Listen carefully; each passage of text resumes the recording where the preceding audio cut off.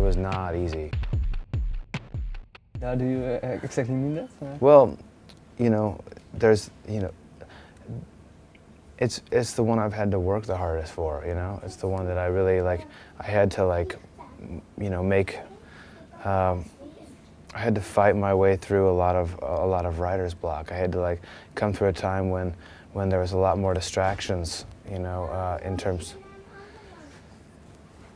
in terms of, I had to, there was just, I was touring a lot, and there was a lot of, a lot of other things that were coming along with my job that were taking me away from just sitting down and writing every day.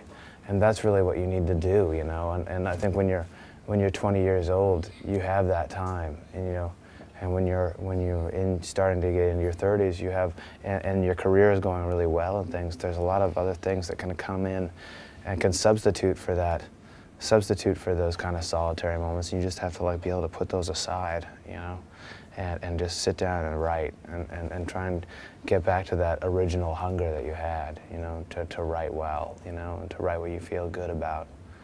Just to write like you feel like you're the best, Was that a long search to find yourself again? It took about a year of, I was playing all the time, playing shows all the time, traveling all the time, and I didn't, and yeah, it was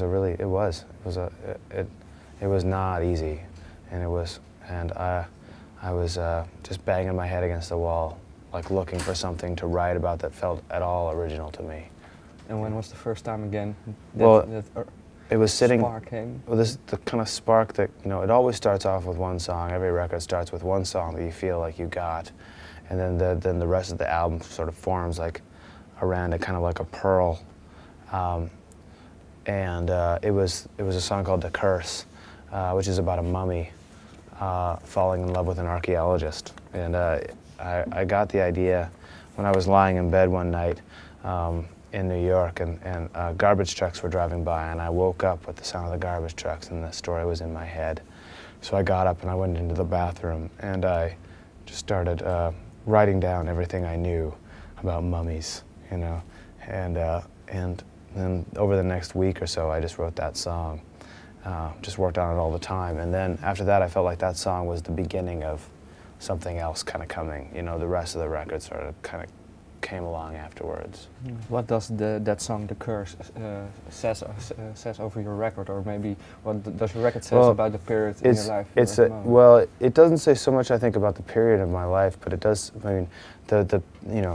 I don't like the idea that songs can be totally autobiographical. I think mostly, because I'd rather people just think about the story, The story is more important. But what I really love about the song was that it was slow and orchestrated and very patient. And it wasn't simple, but it wasn't